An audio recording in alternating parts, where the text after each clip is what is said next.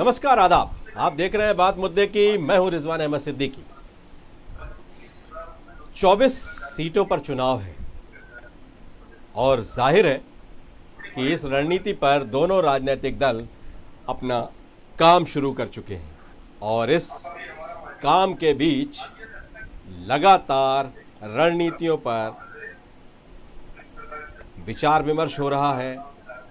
Bharatiya Janata party ने virtual rally का सहारा लिया है और वो जनता से संवाद तो कर ही रहे हैं, कार्यकर्ताओं से भी संवाद कर रहे हैं। और वहीं कांग्रेस ने भी सोशल मीडिया का भरपूर उपयोग करने की कोशिश की है। आरोप प्रत्यारोप का दौर है, जमकर जारी है, एक दूसरे पर जमकर आरोप प्रत्यारोप लगाए जा रहे हैं। तो इन सब के साथ यही है हमारा आज का विशेष कि क्या होगा, किस तरह से होगा, किस रणनीति पर काम करेंगे, कौन सा दल किस तरह से जनता के बीच जाएगा और इन रणनीतियों पर बैठकों का सिलसिला भी जारी है। तो यही है हमारा आज का विशेष, 24 का रण और रणनीति। तो चलिए इस विषय में हम चर्चा करें। उससे पहले देखिए हमारी ये खास रिपोर्ट।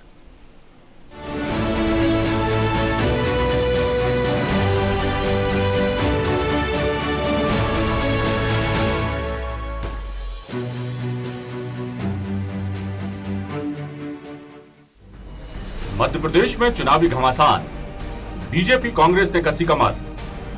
बीजेपी कर रही वर्चुअल रैली तो कांग्रेस की नेताओं से 1-to-1 चर्चा। मध्य प्रदेश में 24 सीटों पर उपचुनाव की धमक ने नेताओं के मुंह पर लगे ताले भी खोल दिए हैं। जहां नेता एक दूसरे पर सीधा प्रहार करने से नहीं चूक रहे, तो जरा सुनिए प्रदेश के मंत्री तुलसी सिलावट का ये बयान और इसके बाद पूर्व मंत्री करण सिंह वर्मा का वो बयान जिसमें उन्होंने प्रदेश में सीएम शिवराज और ज्योतिरादित्य सिंधिया को टाइगर बताया। भारतीय जनता पार्टी ऐसे लोगों को सजग है, जागरूक है।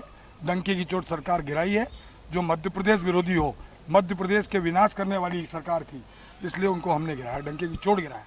वो टाइगर है, चाहे शिवराज भी हो, ज्योतिरादित्य सिंधिया जी, वो तो टाइगर के काम करना है तो टाइगर बोलना पड़ेगा। अब तो दिग्विजय सिंह और कमलनाथ भी अपने आप को टाइगर बोल रहे हैं। अरे वो खाए के टाइगर बेचारे, उनको वैसे नहीं कहना चाहिए टाइगर। ये शेर के बाद क्या नाम आता वो कहना चाहिए उनको। तो वार पलटवार की बात हो तो कांग्रेस चुप रहे, ऐसा हो नहीं सकता। कांग्रेस विधायक और पूर्व मंत्री जीतू पटवारी ने सिलावट पर सीधा वार करते हुए उन्हें बिकाऊ राम कह दिया। प्रदेश से सत्ता गंवाने के बाद कांग्रेस को सत्ता में वापसी की पूरी उम्मीद है। इसके लिए कांग्रेस अपने नेताओं से 1-to-1 चर्चा कर रही है। कमलनाथ और वासनिक ने प्रभारियों से कहा, सत्ता में वापसी के लिए पार्टी को सभी सीटों पर होने वाले उपचुनाव जीतना होगा। साथ ही प्रदेश प्रभारी मुकुल वासनिक को पूर्व सीएम कमलनाथ ने साफ कर दिया है, गुटबाजी को बढ़ावा देने वालों को चिन्हित किया जाए ताकि उन पर सख्त कार्रवाई हो सके।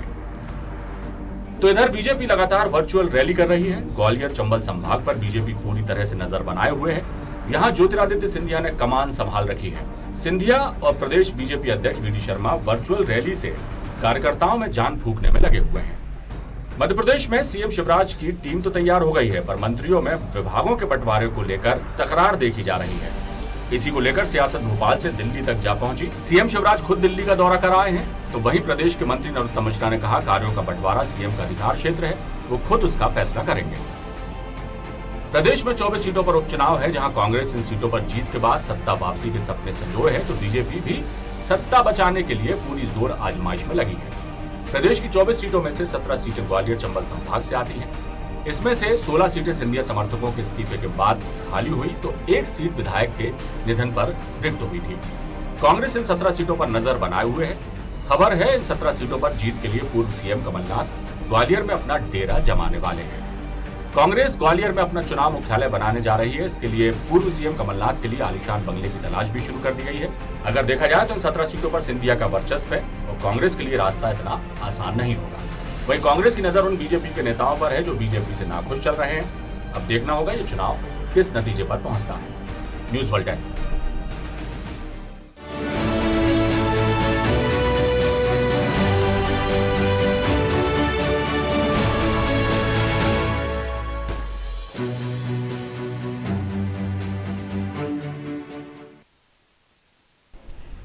तो आपने सुना, 24 का रण है, वर्चुअल रैली का दौर है, बैठकों का दौर है।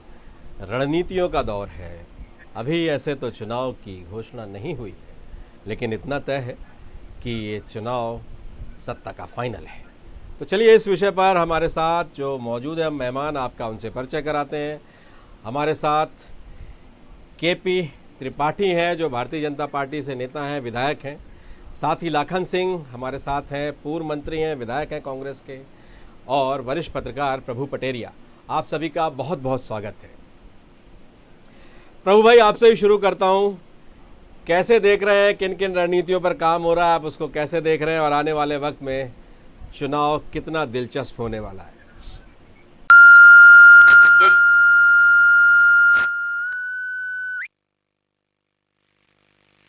आवाज मिल रही है रिजवान जी मेरी? रही है। रिजवान जी आवाज मिल रही है? बिल्कुल आपकी आवाज आ रही है प्रभु भाई।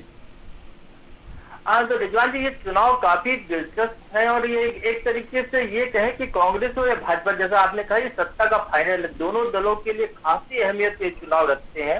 मध्य प्रदेश का सिनेरियो देखिए आपकी, एक पार्टी 15 साल तक लगातार सत्ता में रही, अचानक एक चुनाव ऐसा आया जिसमें वो कुछ सीटों से सत्ता फिर हासिल करने से चूक गई। दूसरी पार्टी थी, वो सत्ता के करीब पहुंची, लेकिन वो भी पूर्ण बहुमत नहीं हासिल कर पाई। जोड़ तोड़ की सरकार पिछली पार्टी ने बनाई थी, जो 15 महीने तक सरकार में रही कांग्रेस, और जोड़ तोड़ की सरकार भारतीय जनता पार्टी ने बनाई है। अब उनको अपने आप को साबित करना, वो जोड़ तोड़ से बाहर निकल के एक मजबूत सरकार देने की स्थिति में आना है कि एक मजबूत पार्टी के तौर पर स्थापित हो सके। तो उस शक्ति परीक्षण है जिसमें दोनों दल उतरे हुए हैं। स्वाभाविक तौर पर इसमें शिवराज सिंह चौहान और ज्योतिरादित्य सिंधिया के लिए तो अग्नि परीक्षा है ही, कमलनाथ जी के लिए भी अग्नि परीक्षा के समान है ये चुनाव, क्योंकि 15 महीने के जो उनके जो वचन पत्र के जो दावे हैं कि उन्होंने इतने वचन पूरे किए, जनता किसानों की कर्ज माफी की, उस पर एक पब्लिक की मुहर इस पर लगने वाली है। पब्लिक एक तरीके से लिटमस टेस्ट है राजनीतिक दलों के लिए मध्य प्रदेश का। तो दोनों दलों को ये चुनाव को खासी अहमियत है और मुकाबला खासा कड़ा दिखाई दे रहा है। इसमें कह नहीं सकते कि जनता किस तरह बैठने वाली। चलिए केपी त्रिपाठी, आप कैसे देखते हैं इस सत्ता के फाइनल को? आप किस तरह से देखते हैं? इसलिए कि इस रणनीति पे इस चुनाव को जीतने के लिए विंद अछूता सा रह गया। जहां रीवा से आप आते हैं, एक भी मंत्री नहीं बना। सतना का एक मंत्री बना भी तो कोई बहुत राज्य मंत्री बना दिया, वो भी अब स्वतंत्र प्रभार मिलेगा कि नहीं मिलेगा इसकी भी गारंटी नहीं है। और वो ख़ास तौर से विंद, बुंदेलखंड, बहुत ढेर सारा बड़ा सा एरिया, महाकौशल, सब अछूता सा रह गया है। तो जाहिर है आपके लिए बहुत महत्वपूर्ण है ये चुनाव जीतना, इसलिए सारा ध्यान सारी सरकार भी वहीं की हो गई और सारा ध्यान भी वहीं का हो गया। तो क्या इसी रणनीति पर, इसी अंदाज में अब आप आने वाला चुनाव लड़ने वाले हैं? वर्चुअल रैली आप लगातार कर रहे हैं, पार्टी ने 3 टाइगर देख लिए हैं, तो अब किस टाइगर के सहारे आप इस चुनाव को जीतेंगे? केपी त्रिपाठी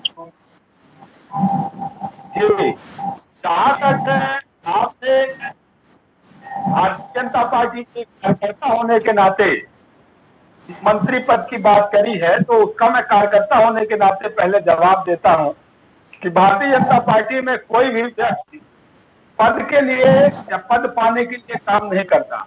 हाँ, जैसे क्षेत्र का है, जनता ने 24 सीटें इसी उम्मीद से दी। जो भारतीय जनता पार्टी ने विंध्य का विकास जिस तरह से 15 सालों में किया था, उसको प्रतिसाद के रूप में 24 सीटें विंध्य के लोगों ने दिया था। और उनका ये अपेक्षा है विंध्य के लोगों की, विंध्य के लोगों को अधिक से अधिक प्रतिनिधित्व पार्टी के मंत्रिमंडल में या ऊपर के जगह पे मिलता है, ये लोगों की अपेक्षा है।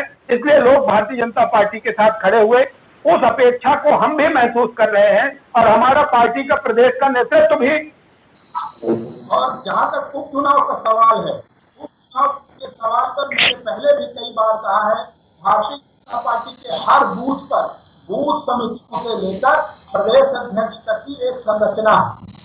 तो इस तरह से बूथ समिति के बाद अपना ग्राम केंद्र के बाद सेक्टर के बाद, तो भारतीय जनता पार्टी पूरे 5 साल अपने कार्यक्रमों को बूथ तक लेकर जाती है, बूथ समिति तक को चार्ज रखती है। इवन पेज प्रमुख तक हमारे रहते हैं चुनावों में, हम पेज प्रमुख तक लड़ते हैं। इसलिए भारतीय जनता पार्टी चुनाव लड़ना बहुत बेहतरीन तरीके से जानती है और कोई मैनेजमेंट कमलनाथ का नहीं टक्कर दे पाएगा भारतीय जनता पार्टी के तेज मुख से। और निश्चित रूप से आने वाले चुनावों में हमारे नेतृत्व शिवराज सिंह चौहान जी के नेतृत्व में, नरेंद्र मोदी जी के नेतृत्व में हम लोग 24 सीटें जीतने जा रहे हैं। हम एक ब्रेक लेते हैं और ब्रेक के बाद फिर इस चर्चा को हम जारी रखेंगे आगे।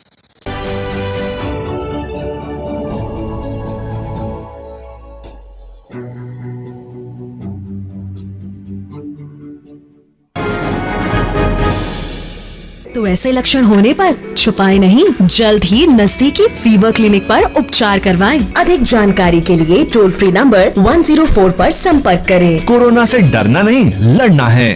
छत्तीसगढ़ के शिक्षा जगत में जो वर्षों से नहीं हुआ वो अब हो रहा है, क्योंकि प्रदेश में है आपकी अपनी भूपेश बघेल सरकार। इसीलिए न सिर्फ नए स्कूलों के निर्माण हो रहे हैं, बल्कि पुराने स्कूलों का उन्नयन भी हो रहा है जोरदार। वैश्विक महामारी के दौर से बच्चों की शिक्षा का कोई नुकसान न हो, इसलिए छत्तीसगढ़ सरकार लेकर आई है ऑनलाइन पोर्टल जिसका नाम है पढ़ई तुहर द्वार। कक्षा पहली से लेकर 10वीं तक के बच्चों के लिए इस पोर्टल में है पूरा पाठ्यक्रम और ढेर सारी जानकारी। साथ ही स्तंभ में जानते हैं बच्चे अपने नायकों के बारे में पूरी कहानी। अब समय से पूरा होगा सिलेबस और बच्चे के पास है बार बार विषय को समझने का बेहतर विकल्प। साथ ही शिक्षकों से मिलेगा आपके हर सवाल का जवाब। 28 जिले में 40 उत्कृष्ट शासकीय इंग्लिश मीडियम स्कूलों की स्थापना। साथ ही शिक्षकों को दी जा रही है एडवांस ट्रेनिंग जो बना रही है बच्चों का भविष्य बेहतर।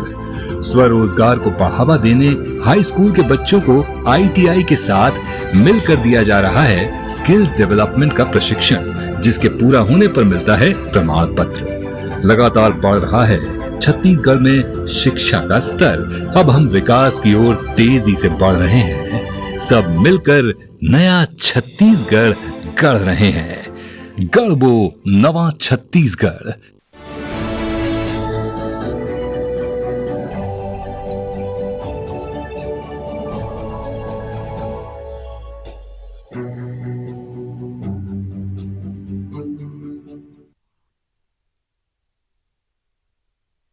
ब्रेक के बाद आपका एक बार फिर स्वागत है। आप देख रहे हैं हमारा विशेष 24 का रण और रणनीति।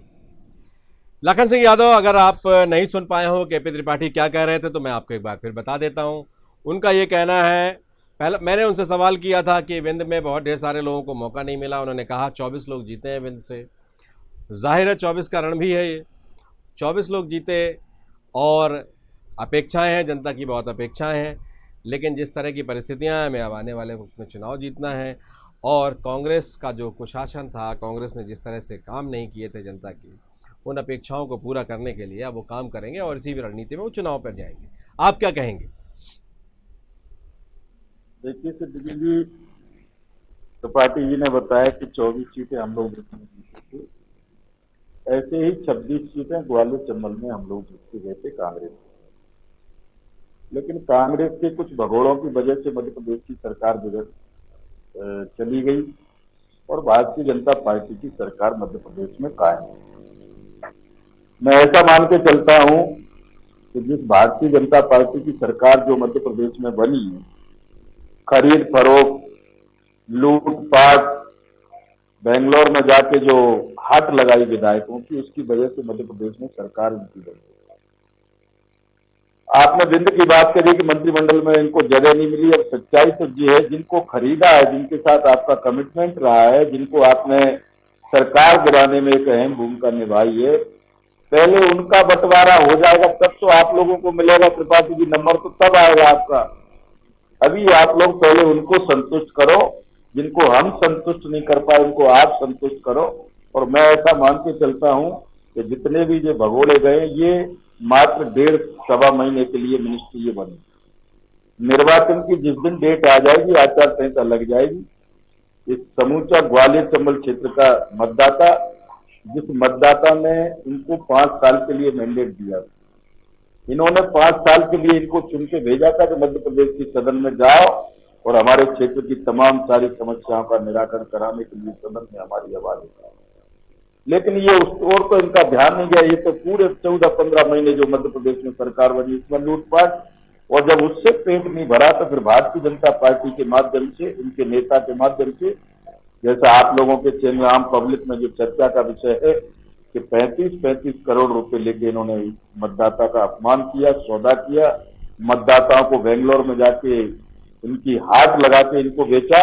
तो मैं ऐसा मान के चलता हूं कि ये ग्वालियर चंबल संभाग का जो मतदाता, स्वाभिमानी मतदाता है, ये मतदाता कभी गद्दारी और बेवफाई को कभी बर्दाश्त नहीं करता। वो मतदाता पूरी तरह रेडी है, तैयार है कि ये जब भी मतदाता के बीच में जाए दोबारा वोट मांगने के लिए, तो इनसे ये प्रश्न किए जाएंगे। क्या संकट था मिनिस्टर से, रेजिग्नेशन क्यों दिया, कितने में बिके, जितने में बिके आप उस पाई का हमें हिसाब दो, तब वोट की बात करना। तो सिद्धगी जी, ये आने वाला समय मैं चाहता हूं कि मध्य प्रदेश में जल्दी से जल्दी 24 सीटों पे चुनाव हो। ये मध्य प्रदेश की जनता दूध का दूध और पानी का पानी करने के लिए तैयार है। लाखन सिंह, जिस तरह से बीजेपी में तो 3 शेर सामने आ गए, एक आपके अंचल के भी हैं, 3 शेर आ गए और शेर अभी जिंदा है। आपके यहाँ कौन शेर है? हमारे यहाँ कोई शेर नहीं है, हमारे यहाँ सब इंसान है। और इंसान जब कोई, जैसा ये कह रहे हैं कि टाइगर जिंदा, आपको शायद जानकारी होगी, ये टाइगर है, लेकिन वो टाइगर है जो आदमखोर टाइगर है। और जब आदमखोर टाइगर जब कहीं किसी पे अटैक करता है, मानव पे अटैक करता है, पशुओं पे, जानवरों पे अटैक करता है, तो ये जनता इनके साथ क्या हस्त्र करती है ये आपने कई जगह देखा हो। आदमखोर जितने भी टाइगर हुए, जितने भी बाघ हुए, जितने भी शेर हुए, जनता के द्वारा, फॉरेस्ट के द्वारा इनका क्या हस्त्र होता है, वही इन टाइगरों का ग्वालियर चंबल क्षेत्र की जनता हस्त्र करने के लिए तैयार है। प्रभु पटेरिया, आपने दोनों की बातें सुनी और जिस तरह से ये 24 का आंकड़ा है, जैसे अभी केपी त्रिपाठी भी कह रहे थे कि 24 लोगों को जिताकर भेजा विंध्य से। विंध्य ही क्या, महाकौशल भी और भी बहुत ढेर सारा क्षेत्र वो अछूता सा रह गया। असंतुलन है सरकार में, और सरकार में एक और चीज़ का जिक्र बार बार हो रहा है। आज भी इसको लेकर बयान जारी हुआ है, पीछे भी विवेक तनखा ने बयान जारी किए थे कि संख्या क्या में। आज चौधरी राकेश सिंह चतुर्वेदी ने भी उस पर एक पत्र लिखा है मुख्यमंत्री को कि आप इतने लोगों को मंत्री नहीं बना सकते। तो क्या चुनाव तक इसी तरह से मंत्री बना सकते हैं? पहले ये सवाल बार बार उठता रहा, अब ये रहा आप इतने लोगों को बना नहीं सकते हैं। तो ये, और इसके अलावा बीजेपी ने तो वर्चुअल रैलियां शुरू कर दी हैं, कांग्रेस ने सोशल मीडिया का सहारा लिया है, उन्होंने कई तरह के वीडियो सोशल मीडिया में डाले हैं, कुछ ऑडियो क्लिपिंग्स भी डाली हैं, इस तरह की चीज़ें हैं। तो आपको क्या लगता है आने वाले समय में बस इसी तरह से गद्दार और शेर पर ही सारे चुनाव उसी पर केंद्रित हो जाएगा, या और भी कुछ विकास की बातें भी की जाएंगी इसमें? देखिए रिजवान जी, विकास का मुद्दा जो है वो 2003 में पीछे छूट गया। 2003 के बाद विकास के नाम पर चुनाव कहाँ लड़ा गया, आप ये बताइए। विकास अब कोई मुद्दा नहीं है चुनावी मुद्दा यही है, टाइगर है, गद्दार है, देशद्रोही है, भ्रष्टाचार है, मतलब ये विकास के, ये चुनाव के मुद्दे हैं। लाखन सिंह जी जो अभी कह रहे थे, 2 बातें उन्होंने कही, एक बात से मैं सहमत हूँ, दूसरी बात से मैं बिल्कुल सहमत नहीं हूँ उनकी, क्योंकि उसको उनको प्रूव करना चाहिए कांग्रेस को। 4 महीने हो गए हैं, यदि किसी भी कोई विधायक बिका है, कांग्रेस के विधायक से जो बिकने वाले हैं, तो कांग्रेस को उसको प्रूव करना चाहिए कि कहाँ कितने करोड़ में कौन बिका है, क्या है। केवल आरोप लगा देना ये शायद राजनीति की स्वस्थ परंपरा नहीं है, और इससे वोट भी नहीं मिलने वाला है, क्योंकि वो लोग भी कुछ और कहते हुए उसी चुनाव क्षेत्रों में जाने वाले हैं। लेकिन उन्होंने जरूर कहा कि जिस जनता ने उनको जिस टिकट पर वोट दिया था, जिस पार्टी के बैनर पर वोट दिया था, वो पार्टी छोड़ के वो दूसरी पार्टी में गए, ये वाकई में उनके नैतिकता के आधार पर गलत किया है। ये मतदाता ने जो उन पर विश्वास जताया था उसका विश्वासघात है, ये विश्वासभंग मतदाता के साथ उन नेताओं ने किया है। ये जनता तय करेगी कि उसको उनके साथ दोबारा जाना है या उनको विश्वासभंग की सजा उनको देनी है। लेकिन जहां तक आप ये जो बात करें 24 सीटों की, तो 24 सीटों के चुनाव ही मध्य प्रदेश का भाग्य तय करने वाले हैं, और राजनीति अब बहुत बदल चुकी है मध्य प्रदेश में। अब ये देखिए हो क्या रहा है, कहाँ पर कैसे मुद्दों पर बात हो रही है, जिस तरीके की बातें की जा रही कांग्रेस द्वारा, जो आरोप लगा रहे हैं, जो आप सवाल कर रहे हैं कि जब मंत्रिमंडल नहीं बना था तो कह रहे थे कि कम मंत्री बनाए, ये संविधान सम्मत नहीं है। जब मंत्रिमंडल बन गया है तो आरोप लगा रहे हैं कि ज्यादा मंत्री बना दिए गए। अब संविधान के जो भी प्रावधान होंगे वो लोग भी जानकार लोग हैं, यदि कहीं गलत हुई है तो कोर्ट में चैलेंज किया जाए उसको। केवल बयान देना और बयान पर बयान देना बार बार, मुझे नहीं लगता कि ये उचित है। जनता बहुत लंबे समय तक सिर्फ बयानों से तादाद में नहीं रखती है, जनता के पास रिजल्ट देखती है, कार्रवाई देखती है। आप क्या कर रहे हैं? सिर्फ बोल रहे हैं बैठकर, यदि आरोप लगा रहे हैं कि 35 करोड़ ले लिए, आप आरोप लगा रहे हैं कि उनने जो है मंत्री कम बनाए हैं, आप फिर आरोप लगा रहे हैं मंत्री ज्यादा बना दिए, आप आरोप लगा रहे हैं बिकाऊ लोगों को महिलादार विभाग दे दिए गए, या आरोप लगा रहे हैं वो कि ये भ्रष्ट सरकार थी, पिछली सरकार भ्रष्टाचार की सरकार थी, जैसे शिवराज सिंह चौहान कहते हैं कि मतलब उनको दलालों का अड्डा बना दिया गया था। ये सारी चीजों को प्रमाणित करना चाहिए जनता की अदालत में। जनता बहुत अवेयर है, जानकार है, सब चीजें समझती है। आप प्रमाणित तो कीजिए उसको, केवल आरोप लगा देना और ये विश्वास करना कि जनता उस पर आज भी वोट देगी। जैसे देश आजाद हुआ तो उस समय की स्थिति में जब लिटरेसी रेट जो होगा तब से आपकी तुलना में बहुत ज्यादा अवेयरनेस और लिटरेसी बढ़ चुकी है। तो आप मतदाता को बेवकूफ मत समझिए। टाइगर बनना है बनिए, 4 पैर के बनना है, 2 पैर के बनना है, बिना पैर के टाइगर बनना है, जैसे बनना है बनिए। आपको जो भी आरोप लगाना है लेकिन उसको प्रमाणित जरूर कीजिए राजनीति। दूसरा, आपको क्या लग रहा है विभागों का वितरण कब तक हो जाएगा? इसलिए कि पहले मंत्रिमंडल बनने में बहुत देर हुई, अब विभागों के वितरण को लेकर भी कई तरह के नेगोशिएशन हो रहे हैं, इस तरह की चर्चाएं हैं। कुछ अभी भी कोई चीज़ें स्पष्ट नहीं हो पाई। कई दिन हो गए, शपथ ग्रहण भी हो गया, बड़ी मुश्किल से शपथ ग्रहण हुआ, बड़ा मुश्किल से वो दिन आया। अब विभागों के लिए भी बहुत लंबा इंतज़ार, और जैसा कि अभी लाखन सिंह कह रहे थे कि कुछ ही 1.5 महीने के लिए ये अब मंत्री रहने वाले हैं, कुछ दिन बाद आचार संहिता लग जाएगी, फिर वो अपना काम भी नहीं कर पाएंगे, एंजॉय भी नहीं कर पाएंगे। पीछे बहुत से लोग तो मंत्री थे ही। तो इसको कैसे देख रहे हैं आप? क्या लग रहा है मंत्रिमंडल कब विस्तार होने वाला? माफ़ कीजिएगा, कब विभागों का वितरण होने वाला? प्रभु आपसे ही पूछ रहा हूं मैं। जी रिजवान जी, विभागों, देखिए मैं भारतीय जनता पार्टी का कोई पदाधिकारी नहीं हूँ, ना मैं निर्णायक हूँ, लेकिन आपकी सूचना है, आप एक बहुत सूचना अंदर तक रहती है आपके पास, मैंने वो पूछा है आपसे। मैं आपसे विभागों में मुझे लगता है आज और देर रात तक विभागों का वितरण हो सकता है या कल हो जाएगा, क्योंकि बहुत लंबे समय तक इस चीज को टाला नहीं जा सकता है। मुख्यमंत्री को विभाग को बांटने हैं जिनको मंत्री बनाया, अब उसको लेकर जो उनके बीच में जो कमिटमेंट होगा, जिस तरीके से आप याद कीजिए जगत प्रकाश नड्डा की जो वर्चुअल रैली थी, उसमें एक लाइन उन्होंने कही थी कि ज्योतिरादित्य सिंधिया से जो कमिटमेंट किया गया है, जो बातें उनसे कही गई है, उसको हम पूरा करेंगे। तो वो एक जो कमिटमेंट जो सिंधिया जी ने चाहा होगा वो पूरा कर रहे होंगे, उसी को लेकर जो बातचीत हो, डिस्कशन उनका चल रहा होगा। तो मुझे लगता है आजकल में मंत्रिमंडल को विभागों का वितरण हो जाएगा, कोई बहुत बड़ी बात नहीं है अब वो विभागों का वितरण होना। बिल्कुल है केपी त्रिपाठी, विभागों का वितरण, अब इस पर भी बहुत चर्चा है। मंत्री आपने अधिक बना दिए, इस पर भी बहुत चर्चा है, आरोप लगाए जा रहे हैं कि आपने अधिक मंत्री बना दिए, इसलिए कि सदन 230 का नहीं है, उससे कम का है, 24 सदस्य कम है, तो आप मंत्री उसी औसत के आधार पर 31 मंत्री बना सकते थे। और इसके साथ साथ ये जो क्षेत्रीय असंतुलन है, अब इन्हें आपकी जिम्मेदारी है, आप चुनाव भी जिताएंगे इन्हें, तो अब ये सारे लोग मंत्री बने हैं तो बने भी रहेंगे।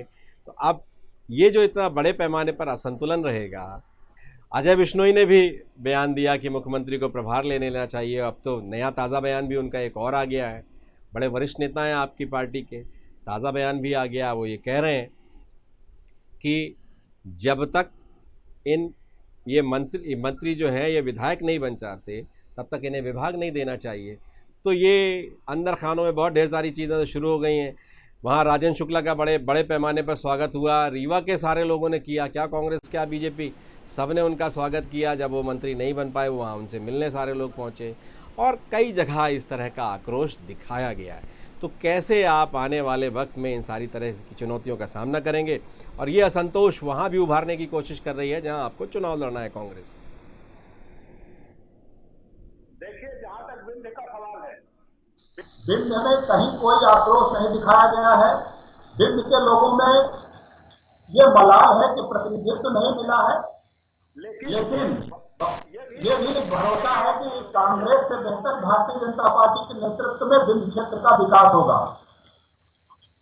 जहां तक लाखन सिंह यादव जी कह रहे थे, मैं पूरी प्रामाणिकता से कहना चाहता हूं कि जिन 22 लोगों ने कांग्रेस का साथ छोड़ा है, 15 महीने तक उन लोगों ने, सिंधिया जी ने पूछते रहे कमलनाथ जी से कि किसानों का कर्जा माफ करो। 10 दिन में राहुल गांधी ने कहा था 1, 2, 3, 4, 5, 6, 7, 8, 9, 10 10 दिन में कर्जा माफ नहीं हुआ तो सीएम बदल देंगे। 15 महीने हो गए, किसानों के कर्जे माफ नहीं हुए। एक भी बेरोजगार को, एक भी युवा को, बेरोजगार को बेरोजगारी भत्ता नहीं दिया गया जो इनके घोषणा पत्र में शामिल था। संबल जैसी योजना को बंद करके गरीबों के कफन और दफन का मामला भी इन्होंने बंद कर दिया था। इनको हिसाब देना होगा। मध्य प्रदेश के गरीबों को, मध्य प्रदेश के नौजवानों को, मध्य प्रदेश के किसानों को, कांग्रेस पार्टी को हिसाब देना होगा।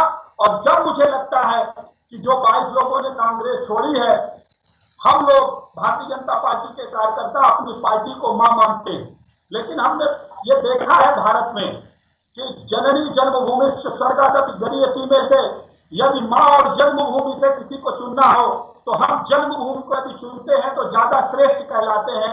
और उन लोगों ने मध्य प्रदेश की भलाई के लिए, अपनी जन्मभूमि की भलाई के लिए उन्होंने पार्टी का त्याग किया, अपने पद का त्याग किया।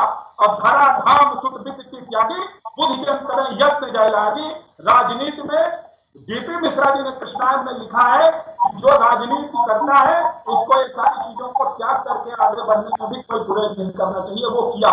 जहां तक कांग्रेस की स्थिति है, इनकी आज ये स्थिति हो गई है कि बेनकाब चेहरे हैं, दाग बड़े गहरे हैं, टूटता तिलिस्माज ये सच से भय खाते हैं। इनको सच से भय लग रहा है, इसलिए अनर्गल आरोप लगा रहे हैं, कहीं बिकने का, कहीं खरीदने का। मैंने आपसे जो सवाल पूछे हैं, मैंने ये नहीं कहा कि विंध्य में कोई आक्रोश दिखा रहा है।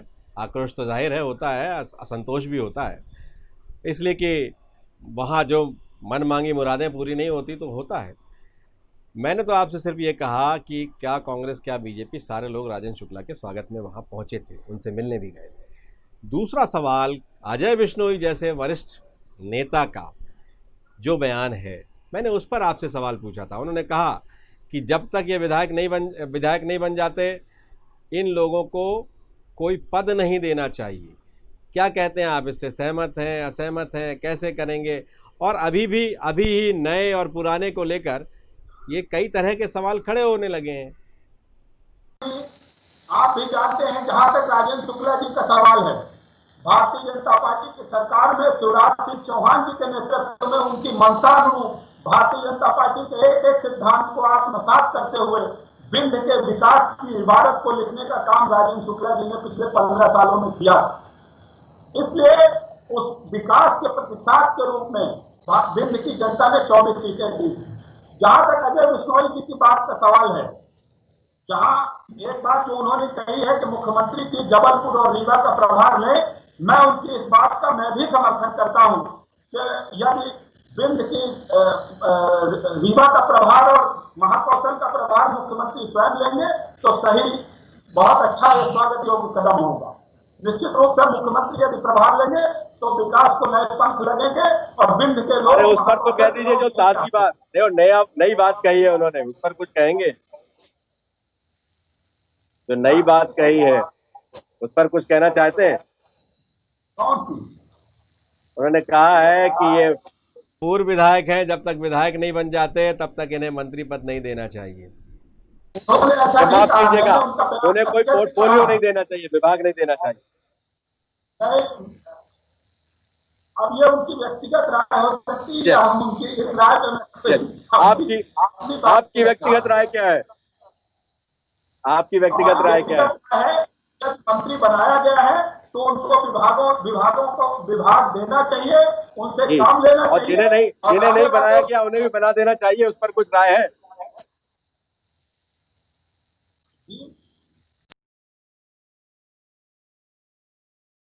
कहेंगे आपने इन 15 महीने में कोई काम नहीं किया, उन लोगों को उनके कोई काम नहीं किए, उन लोगों ने मात्र पार्टी के बजाय मातृभूमि को चुना है और प्रथम मातृभूमि ही है, माँ से पहले मातृभूमि है, तो इस तरह की चीज़ें उन्होंने चुनी हैं और वो जनता के बीच इसी बात को लेकर जाएंगे। मैं त्रिपाठी जी की जो छटपटाहट, जो तकलीफ है, निश्चित तौर पर उनकी तकलीफ जायज है। जैसा वो कह रहे हैं कि बिंद से हमने 24 सीटें जिता के मध्य प्रदेश की सदन में भेजा।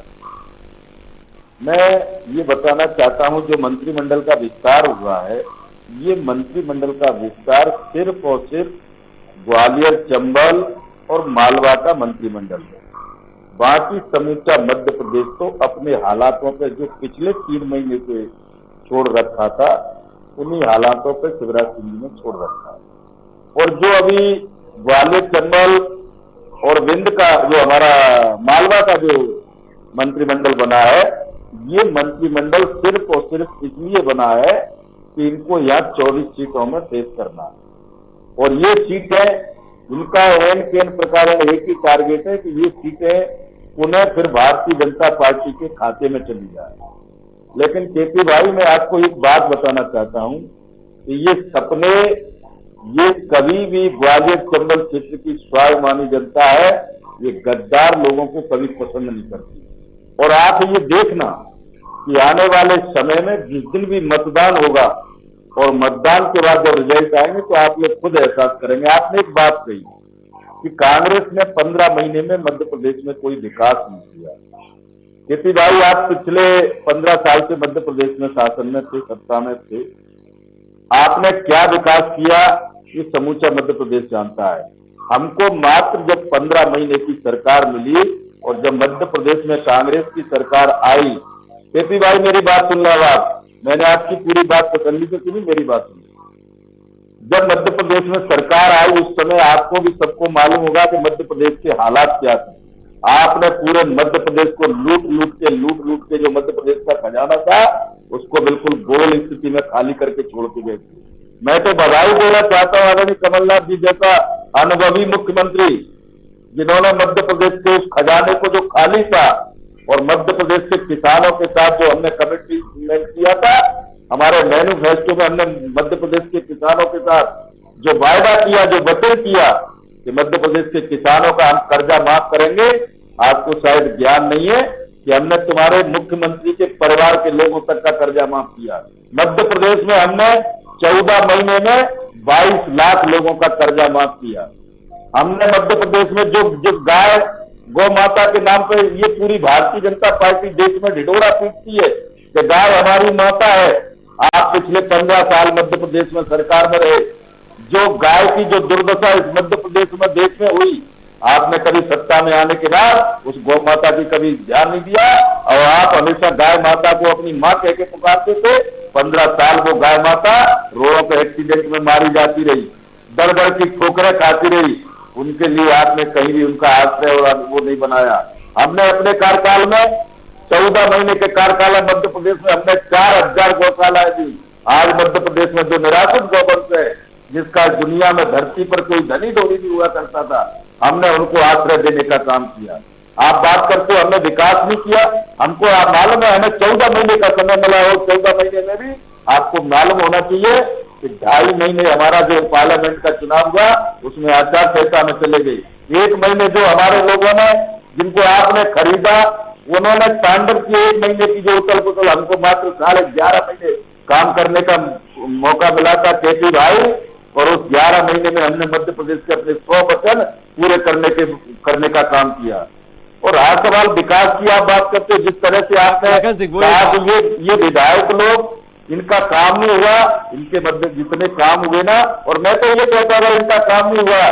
3 महीने से आपके साथ आ गए जो ज्योतिरादित्य सिंधिया किसानों की बात करते थे, जो ज्योतिरादित्य सिंधिया हमेशा अतिथि शिक्षकों की बात करते थे, उन्होंने 3 महीने में उन्होंने अपनी जबान नहीं खोली, और इसलिए नहीं खोली कि ये भारतीय जनता पार्टी की कैडर पार्टी थी, ये कांग्रेस नहीं थी।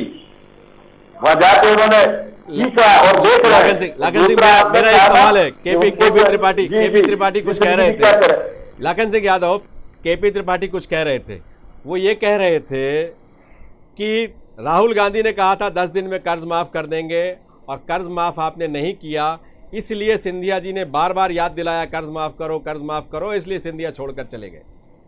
केपी भाई से एक बात पूछना चाहता हूं, केपी भाई आपके आके आपकी केंद्र में भी सरकार है, तो सिंधिया जी की मध्य प्रदेश में भी सरकार है, आपने कर दिया क्या किसानों का कर्जा माफ, जिनके लिए आप रोडों पे उतरते थे, जिनकी लड़ाई आप लड़ते? लेकिन ये वचन तो आपने दिया था, की तरह जाकर बैठ गए, आप लोगों के डर की वजह से सिर्फ और सिर्फ उनको अपने मंत्रियों की पर चिंता, खुद की चिंता, खुद राज्यसभा में जाना, खुद जो उनको जो कैबिनेट, दिल्ली की कैबिनेट में मंत्री बनना, खुद के स्वार्थ के लिए सिंधिया जी ने 22 लोगों की बलि दे दी। खुद की तो बलि दी तो दी, वो 22 ऐसे लोग थे जिनको सिर्फ और सिर्फ इमोशनली ले जाके वो बेंगलोर में उनके साथ जो किया गया, बेंगलोर में जो मंडी की तरह आग लगाई, उनकी बलि दे दी है पूरे प्रदेश। ये आप कह चुके हैं लखन सिंह, ये आप कह चुके हैं जी भैया। ये जो आप एक बात कह रहे थे अभी, वो जो सवाल मैंने आपसे किया कि सिंधिया इसलिए नाराज हुए, इसलिए नाखुश हुए कि आपने किसानों का कर्ज माफ नहीं किया था, राहुल गांधी ने जिस तरह से कहा था। आप वो 11 महीने में 22 लाख लोग किसानों का कर्जा माफ किया, और ये सारे आंकड़े हैं। मैंने कहा ना, हमने आज के चीफ मिनिस्टर के परिवार के लोगों तक का कर्जा माफ किया। चलिए, आप कह रहे थे हमने कर्जा माफ ही नहीं किया। ये सारा सब कुछ इतना बड़ा सिस्टम था, इस देश में 55-56 लाख किसानों का कर्जा माफ करना था, या ये एक साथ तो सबको, फिर तुमने जो हालात जो खजाने। चलिए मैं रोकता हूं। प्रभु पटेरिया, शेर से गाय तक की सियासत है, काम हुए नहीं हुए, 11 महीने का समय मिला, इस तरह का भी जिक्र है। कर्ज माफ़ किया है, वो कह रहे हैं कर्ज माफ़ नहीं किया था इसलिए सरकार गिरा दी। वैसे सिंधिया ने कहा यह था कि सड़क पर उतरूंगा, वो आइंदा आने वाले वक्त के लिए कहा था, और इसके बाद बहुत कुछ चीज़ें हुई, बहुत कुछ घटी।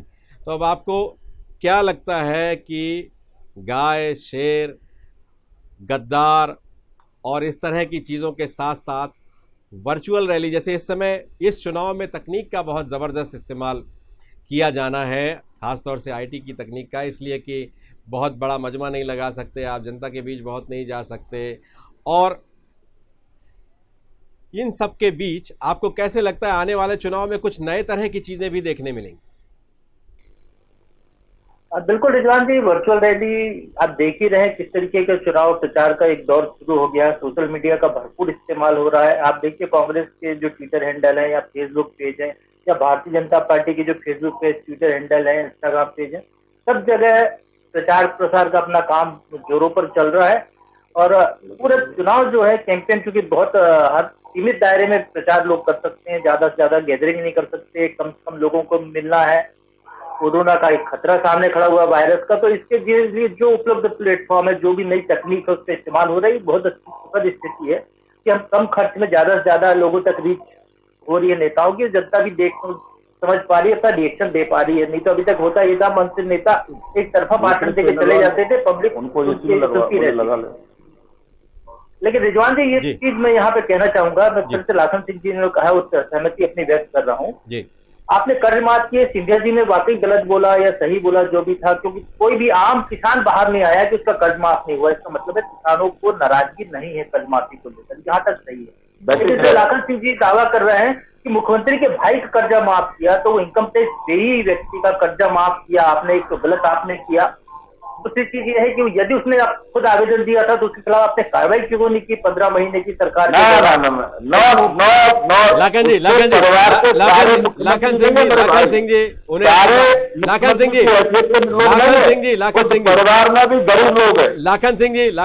अपनी बात कह लेने दीजिए, फिर आप कहिए। जो उनके भाई का मामला था, रोहित का, जिसका दावा कांग्रेस ने किया था, रोहित खुद आवेदन लेके पहुंचे थे कि मैं इनकम टैक्स पे ही हूँ, आप उसके खिलाफ कार्रवाई करते।